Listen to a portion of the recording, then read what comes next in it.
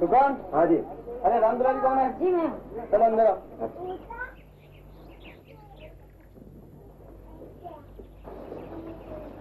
नमस्ते शंकर बाबू। नमस्ते गीता बहन। अरे आपने बाहर से स्लिप क्यों भिजवाई? अंदर चले आते। डॉक्टर साहब हैं? जी नहीं, मरीजों को देखने बाहर गए हैं। क्यों? बस आप लोगों से विदा लेने चला आया। आप जा रहे हैं? जी हाँ, आज ही। डॉक्टर साहब से कह दीजिएगा कि मैं उनका शुक्रिया अदा करने आया था। आप लोगों ने जो मेरी मदद की उसके लिए मैं बहुत शुक्रगुजार हूँ। क्या बहन जी को पता है आप जा रहे हैं? जी हाँ, उन्हें खबर भिजवा दी। और जिनकी तलाश में आप आए थे वो तो खत्म हो गई। जिसकी तलाश में आया था वही इस दुनिया में नहीं रहा। किसने कहा आपसे? बहन जी ने। लेकिन गीता बहन, एक बात मेरी समझ में नहीं आई। आप सबको ये मालूम था कि सुधीर इस दुनिया में नहीं रहा, तो ये बात मुझसे साफ साफ क्यों नहीं कह दी? मैं वापस अपने घर चला जाता। इसे एक रहस्य बनाने की क्या जरूरत थी? खैर, डॉक्टर साहब से मेरा नमस्ते कह दीजिएगा। सुनिए शंकर बाबू। जी? जी कुछ नहीं।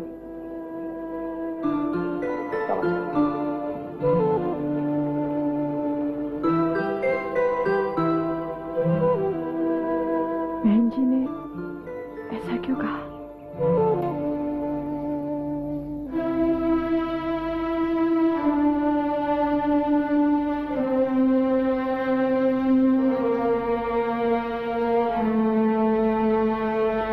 वापस जाने की तैयारी कर रहे हैं?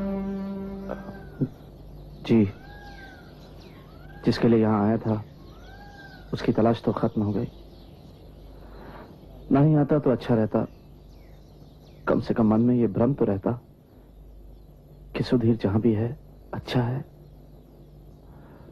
इतने दिन आप यहाँ ठहरे, एक दिन और मेरे कहने से ठहर जाइए। ये उनकी डायरी है जिन्हें ढूंढने के लिए आप यहाँ आए थे। हाँ? इसे पढ़ लीजिए, आपके मन का सारा अंधकार दूर हो जाएगा। इसमें जो कुछ भी है आज तक उनके बाद मेरे सिवा और कोई नहीं जानता। आप तो लेखक हैं, हम कई बातों को भी पढ़ लेंगे। कुछ बातें ऐसे भी मिलेंगी, उन बातों को आप अपनी कल्पना की दृष्टि से देख लीजिएगा।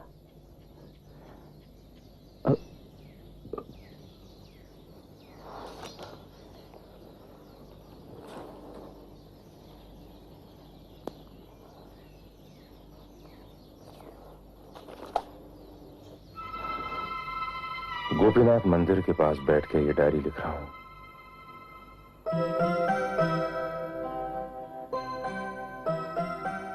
मां के गुजर जाने से ऐसा लगता है कि मेरा सभी कुछ उनके साथ चला गया। खुशी, दुख, बस ये लगता है कि संसार से नाता ही टूट गया मेरा। कुछ दिन पहले शंकर भैया को चिट्ठी लिखी थी कि अब घर वापस लौटने का मन नहीं करता। क्या करूंगा घर की उन दीवारों के बीच जाकर जहां मां ही नहीं। अब तो जी करता है कि परिव्राजक बन के ऐसा ही घूमता रहूं, लेकिन मेरी बांसुरी और गले से लिपटा मफलर हर समय मां की याद दिलाता रहता है। मन पंछी की तरह आकाश की ओर उन्हें ही ढूंढता रहता है।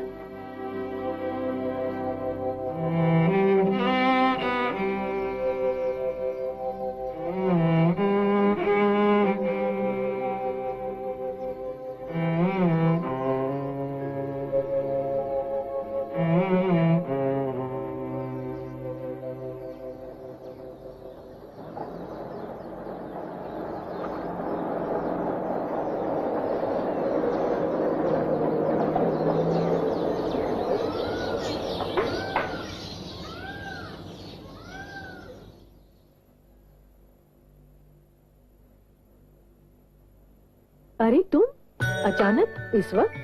आपको देखने का मन हुआ इसीलिए चली आई। जीती रहो बेटी। नमस्ते मामा साहब। सुखी रहो बेटा। प्रमिला कैसी है? अच्छी है मामा साहब। मैं मंदिर जाने के लिए गाड़ी मंगवाता हूँ, तुम चलो मेरे साथ। तुम किसके साथ आई हो बेटी? रघुवीर लाया है माँ। मामा साहब, रघुवीर को जरा अंदर भेज दीजिएगा। अच्छा बेटा। तुम रघुवीर को क्यों साथ ले आई हो बेटी? अब तुम्हारे पिताजी का सारा गुस्सा उस बेचारे गरीब पर ही उतरेगा। मैंने तो उसे बहुत मना किया था माँ, पर वो सुनता ही नहीं, जबरदस्ती चलाया। आओ रघुवीर,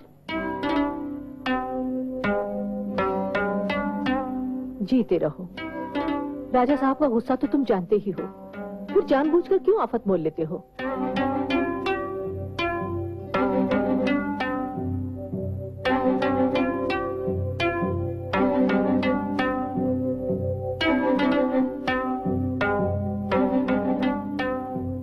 चलिए माँ, मैं भी गोपीनाथ जी के दर्शन करूंगी। चलो बेटी। ओम नमो ब्रह्मण्य देवाय गो ब्राह्मण हिताय च जगद्गीताय कृष्णाय गोविंदाय नमः। ओम नमस्ते नरकाराय नमस्ते मधुसूदन अप्रमेय। ओम गोवर्धन धराधार प्रतिविक्रम कारक बहुबाहु प्रत्यक्षा गवांकुति। ओम नमो ब्रह्मण्य देवाय गो ब्राह्मण हिताय च जगद्गीताय कृष्णाय गोविंदाय नमः। ओम नमस्ते नरकाराते नमस्ते मधुसूदन अप्रमेय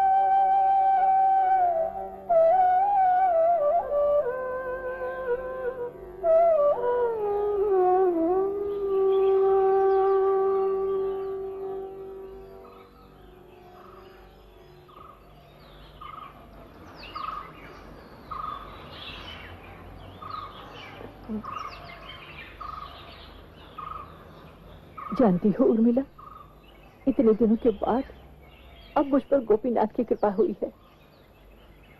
आज पहली बार मुझे उनकी बांसुरी की धुन सुनाई दी, मन शांति से भर गया।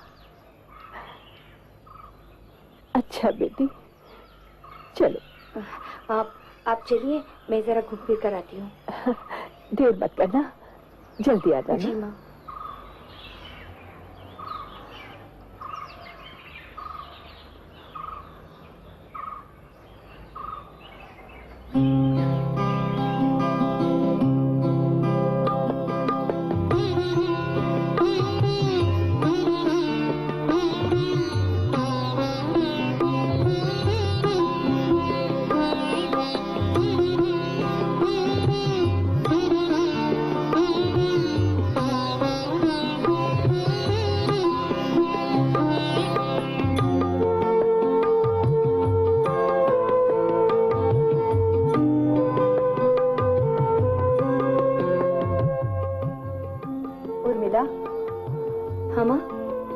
जाने की सोच रही हो बेटी? आप मुझे ऐसे क्यों निकालना चाहती हैं? ऐसी बात नहीं है, लेकिन जिस तरह तुम हवेली छोड़कर यहाँ चली आती हो, हमें तो डर लगता है किसी दिन तुम्हारे पिताजी को मालूम हो गया तो अनर्थ हो जाएगा। लेकिन मैं बिल्कुल नहीं डरती। आपके पास आने से मुझे दुनिया की कोई शक्ति रोक नहीं सकती। और सच बताऊं ना, आपको देखे बिना मैं रह भी नहीं सकती। तुम क्या समझती हो बेटी, अपनी बेटियों से दूर रहकर हमें तकलीफ नहीं होती? लेकिन अब तो ध्यान कहीं और लगा लिया है। पर मोह माया से छुटकारा मिला है कहीं? बेटी, अब तुम जल्दी लौट जाओ। तुम्हारे पिताजी तुम्हें हवेली में न पाकर वो यही समझेंगे कि तुम यहाँ चली आई हो। मगर एक न एक दिन तो उन्हें मालूम हो ही जाएगा। अगर उन्होंने मुझे कभी कुछ कह दिया ना, मैं तो हमेशा के लिए यहीं आ जाऊंगी। नहीं नहीं, ऐसा न करना बेटी, वरना प्रमिला का क्या होगा? कौन देखेगा उसे वहां? उसका तो आपके पास आने का मन ही नहीं करता, फिर आप उसके बारे में क्यों सोचती है? हम माँ है ना बेटी। पर आप माँ होकर भी अपनी छोटी बेटी को अच्छी तरह नहीं जानती। वो आपकी नहीं, पिताजी की बेटी है। बिल्कुल पिताजी की तरह स्वभाव और शौक है उसके। हाँ, हुल्लड़, नाच गाना, शिकार। जान ठीक से बनाई ना? जी मालिक। मजबूती से बांधना, हमारी बिटिया के लिए है। जी मालिक। चारा ले आया फिरो? जी मालिक। हाँ बांध दे। आप तो इसी पेड़ के नीचे खड़े रहेंगे ना सरकार? हम यही खड़े रहेंगे। अब बहुत नजदीक नहीं हो जाएगा मालिक? अच्छा है ना, शेर की आंख में आंख डाल के शिकार खेलेंगे। आंका लगाने वाले आ गए? जी मालिक। चल बांध दे वहां पे। जी बहुत अच्छा। शेर के शिकार पे हमारी बिटिया पहली बार आई है मालिक। अब तो शेर को खदेड़ के लाना ही पड़ेगा। ये प्रोमिला कहाँ चली गई?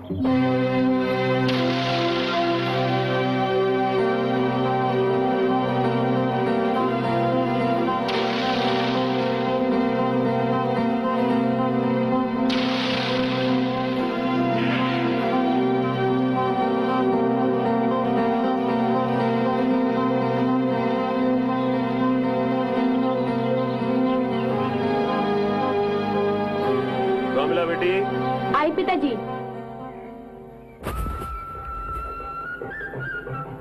जी पिताजी। देखो बेटी, मचान बहुत ऊंची तो नहीं है। ऊंची तो ठीक है, लेकिन कुछ छोटी नहीं हम दोनों के लिए। हम दोनों के लिए क्या मतलब? बेटा ये तो सिर्फ तुम्हारे लिए है। और आप पिताजी? आप हंस क्यों रहे हैं? अरे बेटी, बुज़दिल लोग मचान पर बैठ के शिकार खेलते हैं। अरे हम तो यहाँ नीचे खड़े रह के शिकार खेलते हैं। क्यों? क्योंकि शेर के पास ताकत और फुर्ती होती है और हमारे पास बंदूक और हौसला। 50-50 चांस। बेटी, शेर भी जंगल का राजा है और हम भी राजा हैं। अरे ये क्या हुआ कि हमने तो ऊपर पनाह ले ली और वो बेचारा नीचे घूम रहा है। अरे अपने मुकाबिल को बराबर का मौका देना चाहिए। तो फिर मैं भी आपके साथ यहीं नीचे रहूंगी पिताजी। नहीं बेटी नहीं, अगर निशाना चूक गया तो शेर एकदम। अगर निशाना चूक गया तो जो आपका अंजाम होगा वही मेरा। लेकिन मैं जानती हूँ मेरे पिताजी का निशाना कभी नहीं चूक सकता। हमारी बेटी को हम पे इतना भरोसा है। भरोसा नहीं होता तो आपके साथ शेर के शिकार पर आती पिताजी। शाबाश बेटी, भगवान ने हमें बेटा नहीं दिया तो क्या हुआ, तुम्हें पाकर हमें ये कमी कभी महसूस नहीं हुई। पिताजी आपका खून है बिटिया की रगों में मालिक। आप देख लेना, अगली बार हमारी रानी बिटिया शेर के शिकार पे अकेली आएगी। अगर ऐसा हुआ तो हम तेरा मुंह मिठाई से भर देंगे। लो बेटी, गोपीनाथ का नाम लेके रवाना हो जाओ। सूरज डूबने से पहले ही पहुंच जाओगी। जी माँ। हवेली में सबका ख्याल रखना बेटी।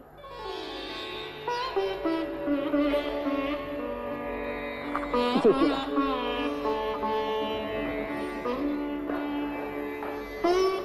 गोपीनाथ, इसकी रक्षा करना।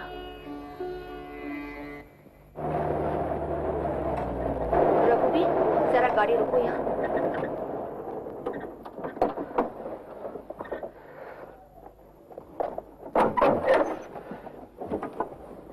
तुम यहीं पर ठहरो, मैं अभी आती हूँ।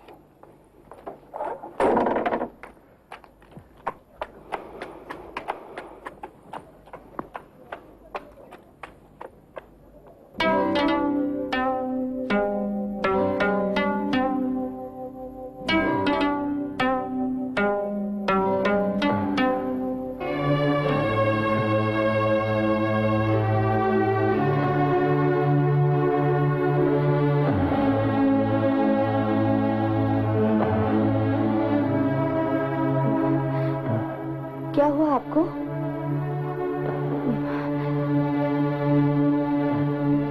कौन है आप? रघुवीर, रघुवीर, रघुवीर!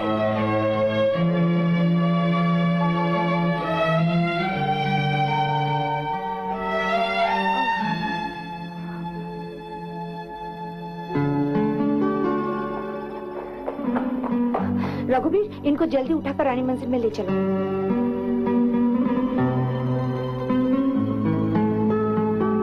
माँ, माँ, माँ, ये क्या, तुम लौट आई? माँ, मंदिर के पीछे एक आदमी बेहोश पड़ा था, हम उन्हें गेस्ट हाउस में ले आए। कौन है?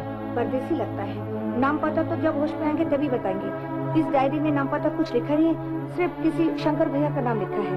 बेचारे की माँ का देहांत हो गया है, किसी अच्छे परिवार का लगता है। बसंती, तुम जाकर मामा साहब से कहो वो जल्दी से डॉक्टर साहब को लेके पहुंचे। चलो बेटी, हम भी चलते हैं।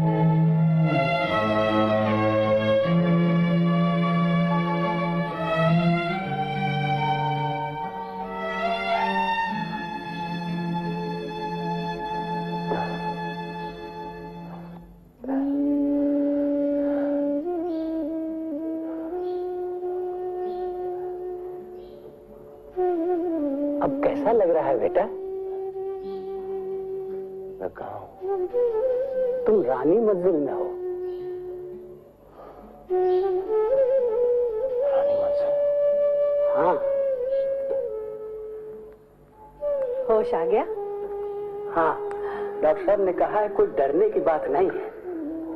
बेटा, दूध पी लो। आप कौन है माँ जी? जो कहा है वही हूँ, तुम्हारी माँ ही हूँ।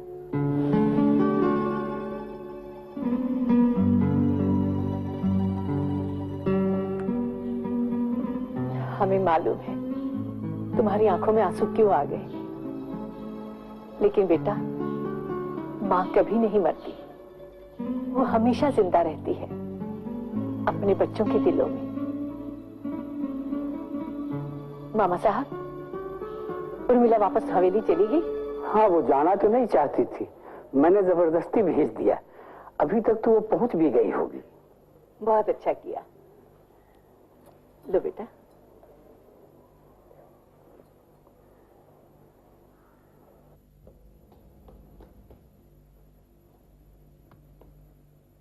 पिताजी, दीदी तो हवेली में नहीं है। तो फिर कहाँ चली गई? जिस दिन हम शिकार पे निकले थे उस दिन दीदी रघुवीर के साथ।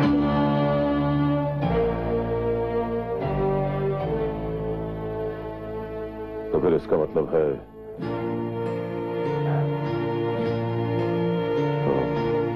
नमस्ते बड़ी बिटिया। नमस्ते। कहाँ से आ रही हो? जवाब क्यों नहीं देती? कहाँ गई थी? जी, रानी मंजिल। हमारे मना करने के बावजूद जवाब क्यों नहीं देती? माँ से मिले बहुत दिन हो गए थे, उन्हें देखने के लिए। तुम अच्छी तरह जानती हो कि हम नहीं चाहते कि कोई वहाँ जाए। मालूम है पिताजी, मगर माँ को देखे बिना, उनसे मिले बिना मैं नहीं रह सकती। और फिर आजकल उनकी तबीयत भी ठीक नहीं रहती। ठीक है, ऊपर जाओ।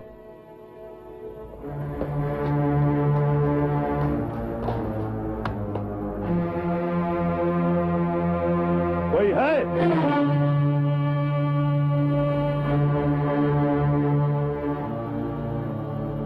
हमारा हंटर लाओ और रघुवीर को बुलाओ। क्यों गई थी माँ के पास? माँ के पास बेटी क्यों जाती है, इसकी वजह भी बतानी पड़ेगी। हाँ हाँ, बतानी पड़ेगी। जब पिताजी नहीं चाहते तो क्यों जाती हो? पिताजी क्यों नहीं चाहते ये नहीं जानती हो तुम? मैं जानना भी नहीं चाहती। जो माँ पिताजी को छोड़ के जा सकती है उससे मेरा कोई संबंध नहीं। तुम संबंध तोड़ सकती हो पर मैं नहीं तोड़ सकती। मतलब ऐसे ही मनमानी करके तुम पिताजी को ठेस पहुंचाना चाहती हो? प्रमिला, मैं तो देखो, अगर तुमने पिताजी को आइंदा ठेस पहुंचाई ना तो मैं तुम्हें छोड़ूंगी नहीं, बदला लेकर रहूंगी।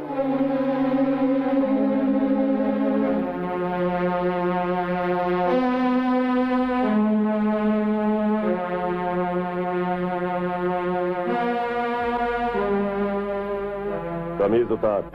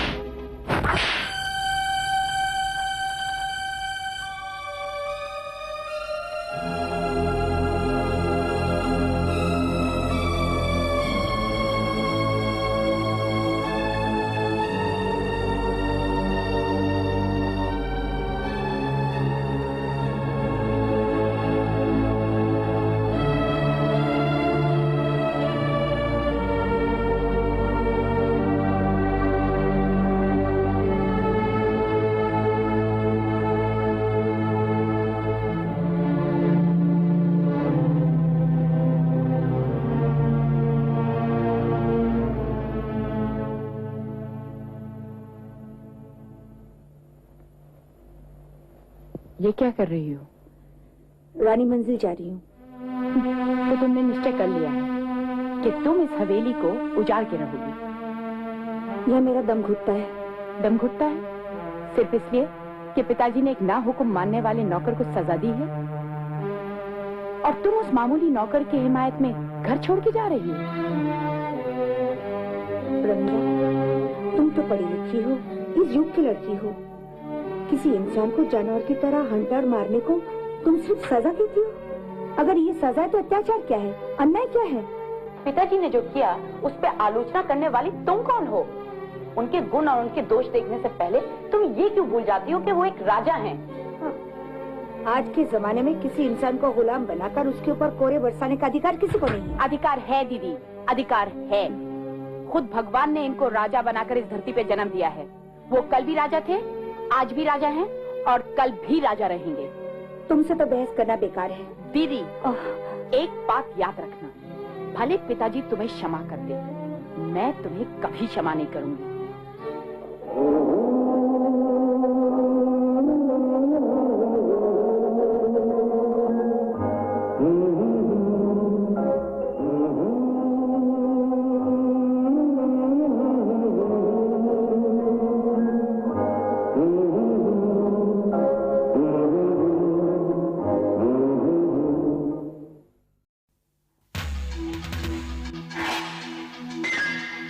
The story of a lost tin can.